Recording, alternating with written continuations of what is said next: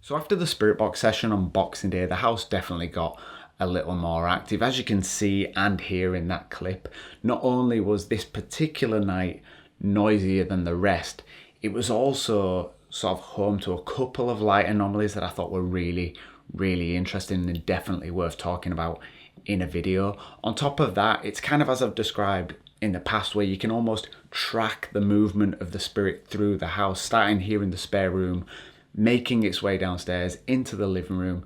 It even ended up in the kitchen around 5 o'clock in the morning.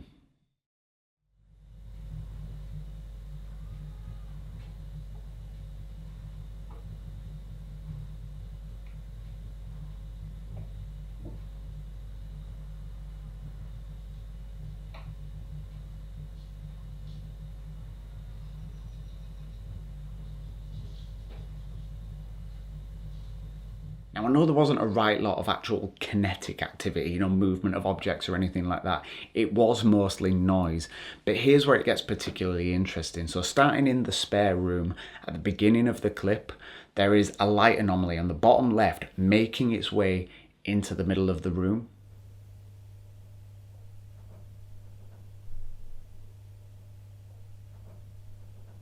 Then, about 6 seconds later, a similar anomaly sort of makes its way from just off center over towards the door, just as you hear the bedroom door start to creak open.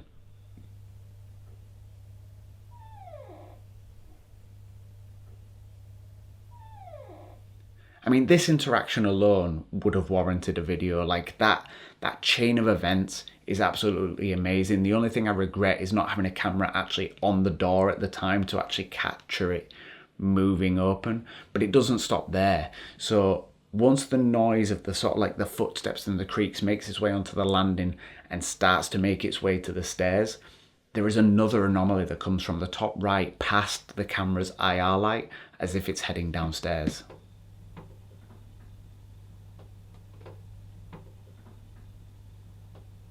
Now you could make the age-old argument that it's, dust or some kind of bug making its way through the house. Just up against the camera lens, out of focus, making its way through the house. Maybe it passed both cameras on the way. I don't think it is, given the chain of events that we've heard, the footsteps, the creaking of the door opening. I don't think a bug's going to do that anytime soon, but for the sake of argument, say that could potentially be the case.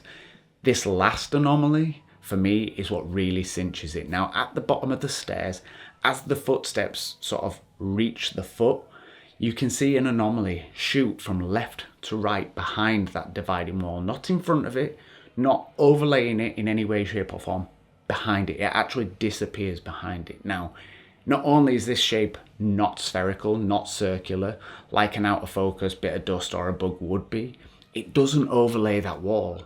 Now I've boosted the contrast, I've tried to make out a shape, I can't, it's pretty formless, but it definitely disappears behind that dividing wall, which tells me for sure that there was something at the foot of the stairs moving into the living room.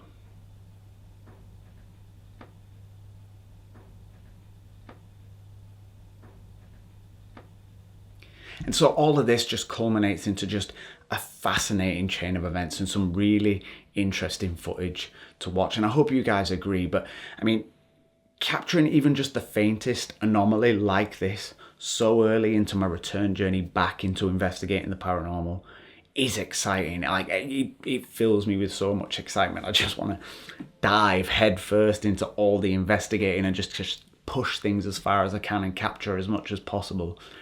But I told myself I would ease into this, I'd do it safely so that I can continue to do it for years to come. So that's exactly what I'm going to do.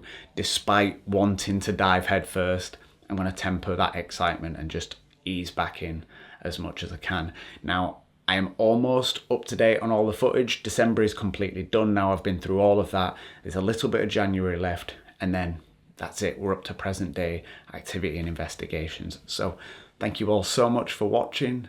And as always, I'll post any and all activity as and when I get it.